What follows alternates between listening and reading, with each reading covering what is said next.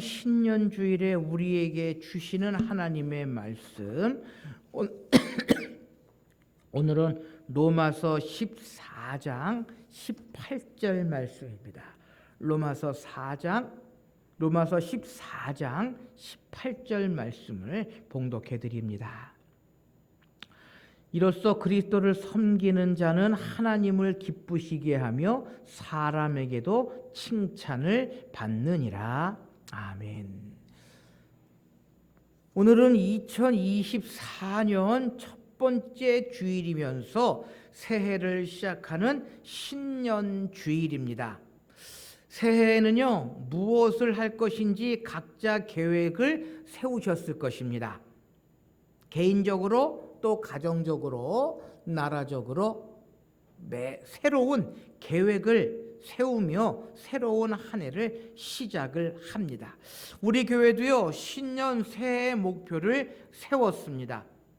그것이 무엇이냐면 하나님을 기쁘시게 하는 교회라고 하는 표어를 가지고 금년 한 해 모든 일들을 이루어 나가려 하는 것입니다.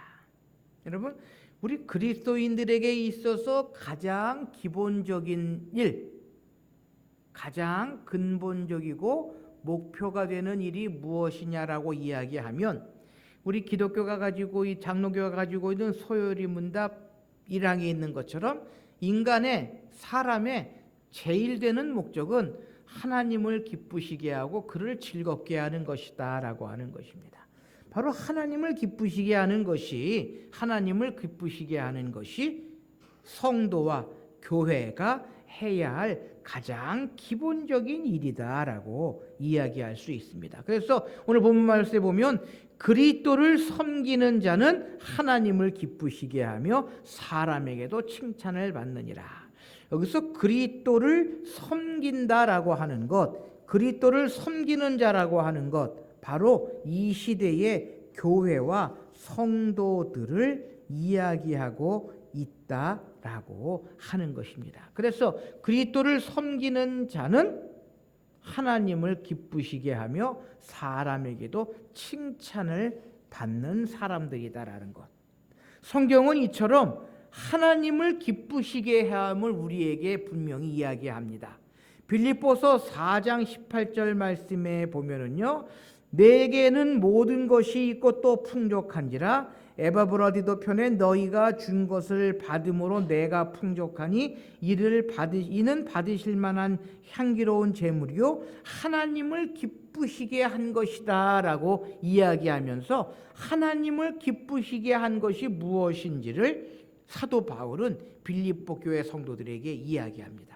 뿐만 아니라 데살로니가 전서 2장 4절 말씀에 보면은요, 오직 하나님께 옳게 여기심을 입고 복음을 위탁받았으니 우리가 이와 같이 말하면 사람을 기쁘게 하려 하며 오직 우리 마음을 감찰하시는 하나님을 기쁘시게 함이라라고 하나님을 기쁘시게 하는 것이 무엇인지 우리에게 이야기합니다. 또 히브리서 11장 6절 말씀에 보면요, 믿음이 없이는 하나님을 기쁘시게 하지 못하나니 하나님께 나아가는 자는 반드시 그가 계신 것과 또한 그가 자기를 찾는 자들에게 상 주시는 이심을 믿어야 할지니라라고 이야기하면서 하나님을 기쁘시게 하는 방법이 무엇인지를 우리에게 분명히 이야기합니다.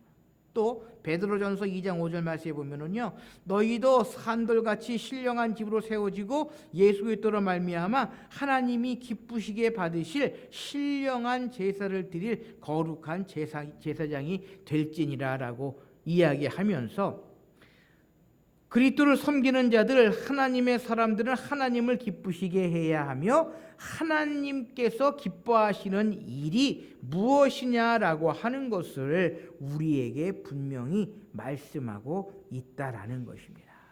사랑하는 성도 여러분, 성경은요, 그리스도인의 목표가 하나님을 기쁘시게 해야 함을 우리에게 분명히 이렇게 성경의 많은 곳에서 이야기하고 있습니다.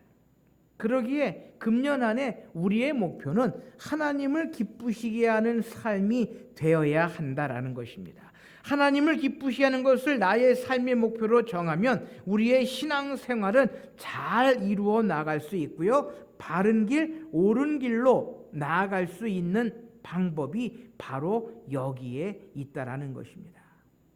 그런데 하나님보다 사람을 더 기쁘게 하는 목표를 가지면 신앙이 다른 곁길로 나아가게 되는 것입니다.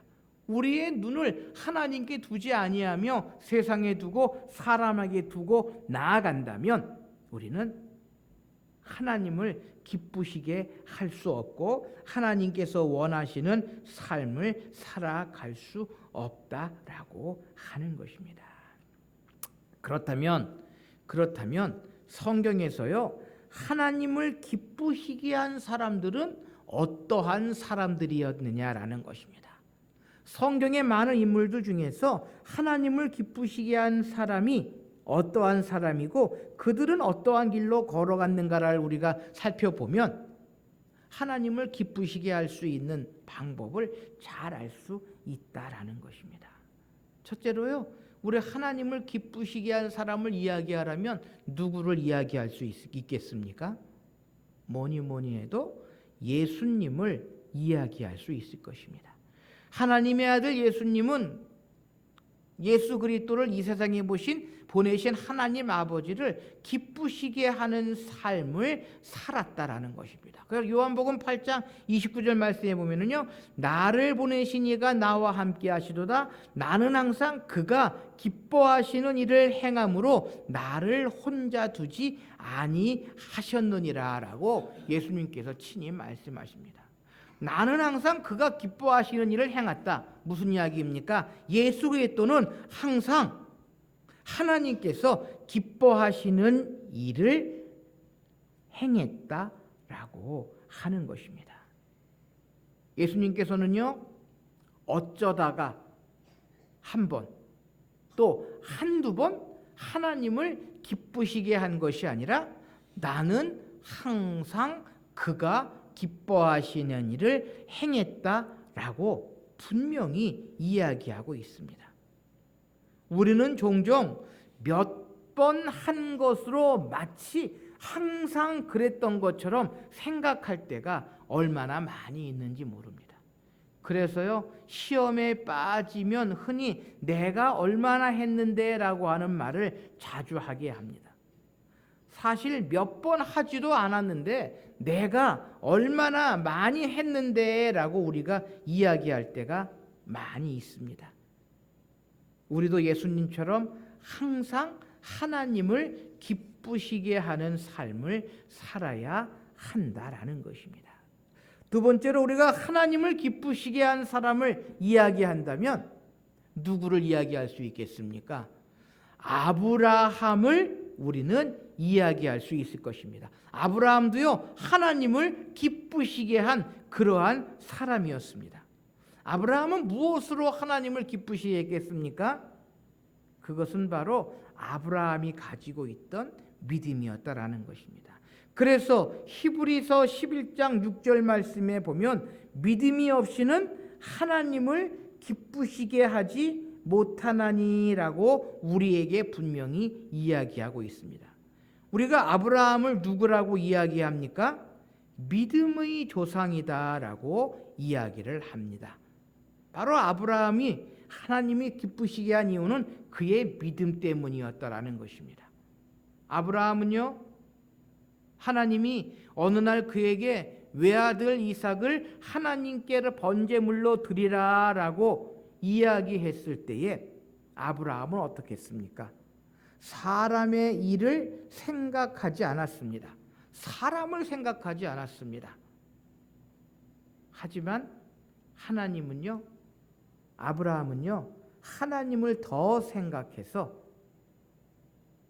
하나밖에 없는 아들을 하나님께 제물로 드릴 수 있었다라고 하는 것입니다. 그 결과 어떻게 됐습니까? 하나님께서는 아브라함에게 더욱더 큰 은혜, 더욱더 큰 사랑을 허락해 주셨습니다. 그래서 창세기 22장 12절 말씀에 보면요, 그 아이에게서 내 손을 대지 말라. 그에게 아무 일도 하지 말라. 내가 내 아들 내 독자까지도 내게 아끼지 아니하였으니 내가 이제야 내가 하나님을 경외하는 줄 아노라라고 하나님께서 친히 아브라함에게 말씀해 주십니다. 바로 이 말씀이 아브라함의 행위가 하나님을 기쁘시게 하는 일이요, 아브라함의 믿음이 하나님께서 기뻐하시는 그러한 믿음이 되었다라고 하는 것입니다. 우리의 삶 속에 하나님을 믿는 믿음만을 가지고 나아간다면 우리는 하나님을 기쁘시게 할 수 있다라는 것입니다. 우리의 눈앞에 지금 당장은 아무것도 보이지 않는다 할지라도 하나님께 맡기고 하나님께 모든 것을 의지하며 나아갈 때에 우리는 하나님께서 기뻐하시는 하나님의 사람으로서의 삶을 살아갈 수 있다라고 하는 것입니다. 세 번째로요, 하나님께서 기뻐하시는 사람은 어떠한 사람이겠느냐라는 것입니다. 바로 다니엘도요, 하나님을 기쁘시게 한 그러한 사람이었다라는 것입니다. 다니엘을 시기하는 사람들이 왕을 선동하여 30일 동안 기도를 못하게 하는 30일 기도 금지령을 내리게 했습니다. 만약 기도하다가 들키면 누구를 막론하고 사자굴에 던져 넣도록 조서를 내렸습니다. 그런 상황에서 기도할 수 있는 사람이 과연 어디에 있겠습니까? 그런데도 30일 기도 금지령 기간 중에도 기도한 한 사람이 있었는데 그 사람이 바로 다니엘이었습니다. 다니엘 6장 10절 말씀해 보면요, 다니엘이 조서에 왕의 도장이 찍힌 것을 알고도 자기 집에 돌아가서는 윗방에 올라가 예루살렘으로 향한 창문을 열고 전에 하던 대로 하루 3번씩 무덤을 꿇고 기도하며 그의 하나님께 감사하더라라고 기록하고 있습니다. 다니엘은요, 늘 모든 일에 감사한 사람이었습니다. 만일 다니엘이 사람을 생각했다면 기도하지 못했을 것입니다. 하지만 다니엘은요, 왕보다 하나님을 더 사랑했고 그러기에 계속해서 기도할 수 있었다라고 하는 것입니다. 우리도 다니엘처럼 사람보다 하나님을 더 기쁘시게 하는 삶을 살아가야 한다라고 하는 것입니다. 네 번째로 우리가 생각할 수 있는 하나님께서 기뻐하시는 사람은 과연 누구겠습니까? 부하와 십부라라고 하는 여인들입니다. 이 여인들이 누굽니까? 이 여인들의 직업이 뭡니까? 이 두 사람의 직업은요, 아이가 태어날 때 옆에서 돕는 일을 전문으로 하는 산파, 다시 말하면 조산사였습니다. 오늘 우리가 살고 있는 이 시대에는 별로 많이 생각되지 않는 그러한 사람들인데요, 구약 성경에 보면 어느 날 애굽 바로 왕이 두 여자를 불러 무서운 명령을 내립니다. 출애굽기 1장 16절 말씀에 너희는 히브리 여인을 위하여 해산을 도울 때에 그 자리를 살펴서 아들이거든 그를 죽이고 딸이거든 살려두라라고 애굽 왕 바로가 이야기를 합니다. 만일 사람을 왕을 생각했다면 이 히브리 산파들은요, 낳는 남자 아이들을 죽였을 것입니다. 하지만 이 두 여자는 자기의 목숨을 걸고 히브리 여자들의 남자 아이들을 살려 주었습니다. 출애굽기 1장 17절 말씀에 그러나 산파들이 하나님을 두려워하여 애굽 왕의 명령을 어기고 남자 아이들을 살린지라라고 기록합니다. 바로 이 두 여인은요, 사람인 왕보다 하나님을 더 두려워하고 하나님을 더 기쁘시게 하려고 했던 것입니다. 그 결과 태어난 사람이 누굽니까? 이스라엘 백성들을 애굽에서 인도해낸 모세가 태어났던 것입니다. 바로 이 산파 두 여인이 없었다면 아마 이스라엘 백성들은 애굽에서 나올 수 없었을 것입니다.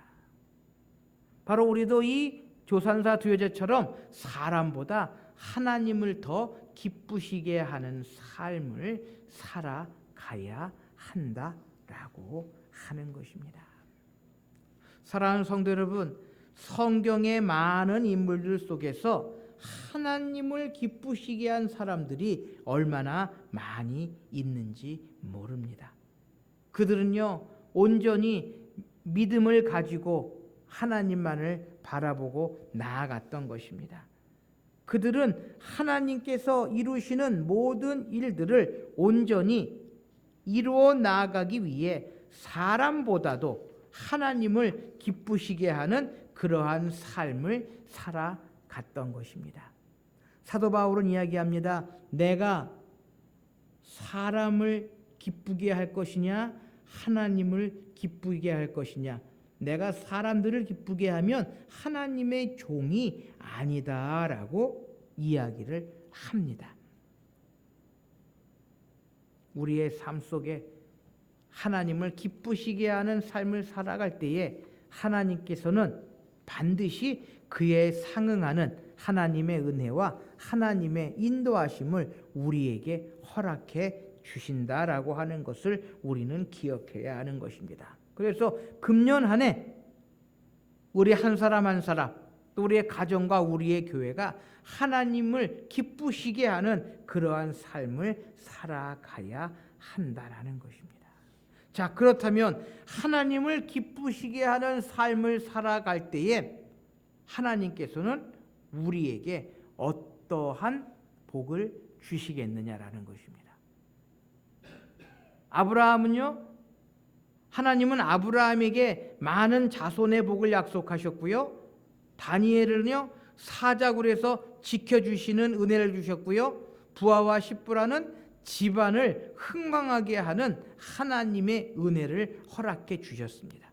자, 그렇다면 하나님을 기쁘시게 하는 삶을 사는 사람들에게, 성도들에게 하나님은 어떠한 복을 주십니까? 첫째로 하나님이 함께 하신다라는 것입니다.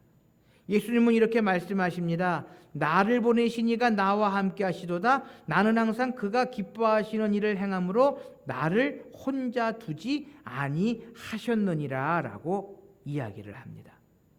무슨 이야기입니까? 예수님이 항상 하나님을 기뻐하시는 일을 하셨으니 하나님이 어떻게 하셨느냐? 혼자 두지 아니하시고 항상 함께 하셨다라고 하는 것입니다. 사람은요, 혼자 있으면 두렵고 외롭고 약해집니다. 누군가 항상 나와 함께 동행한다면 얼마나 힘이 되는지 모릅니다. 바로 우리 하나님께서는 하나님을 기쁘시하는 자들에게 동행하시고 함께해 주시어서 우리의 모든 것들을 선하게 아름답게 인도해 주신다라는 것입니다. 이 세상은요, 지금 나 혼자 힘만으로는 살기가 너무나도 힘들고 불안한 세상입니다.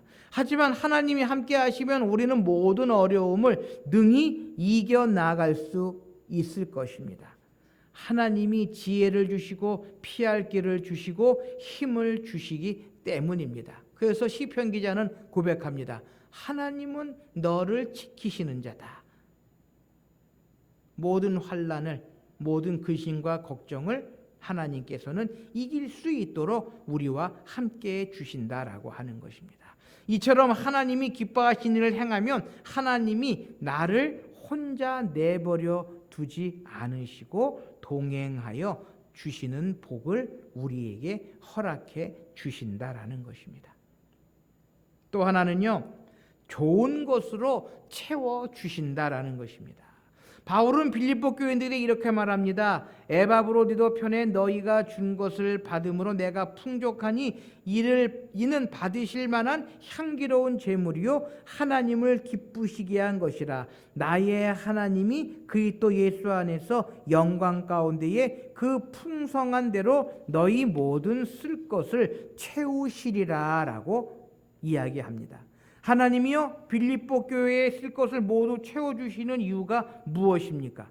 빌립보 교회인들의 하나님을 기쁘시게 하기 때문이다라는 것입니다. 어떻게 하나님을 기쁘시게 했습니까? 그들이 선교하는 바울에게 필요한 물질로 후원한 것이 하나님을 기쁘시게 한 것이다 라고 하는 것입니다. 이처럼 하나님은 자기를 기쁘시게 하는 자에게 좋은 것으로 채워주십니다.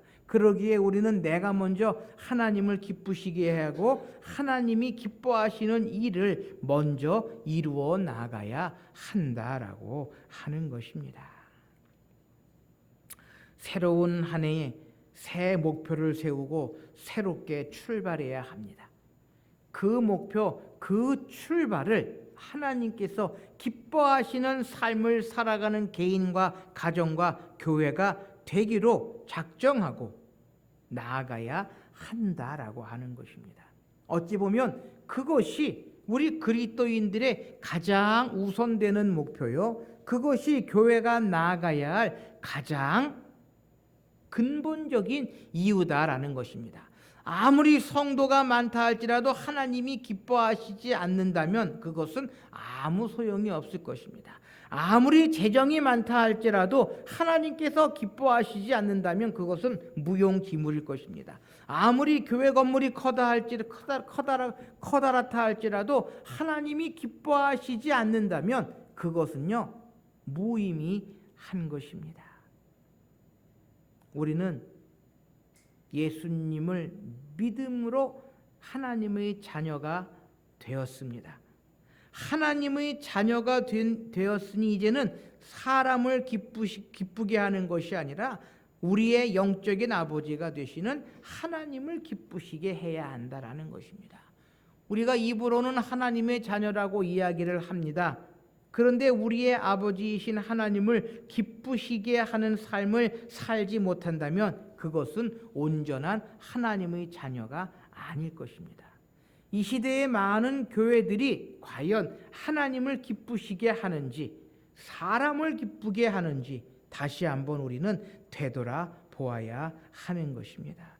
우리가 하나님이 원하시고 그가 기뻐하시는 일 하면 복을 주십니다. 주를 기쁘시게 하는데 하나님이 가만히 계시겠습니까? 하나님이 나를 혼자 버려두지 않고 나와 동행해 주실 것입니다. 또한 이 세상에 사는 동안에 필요한 것을 풍성하게 채워 주실 것입니다.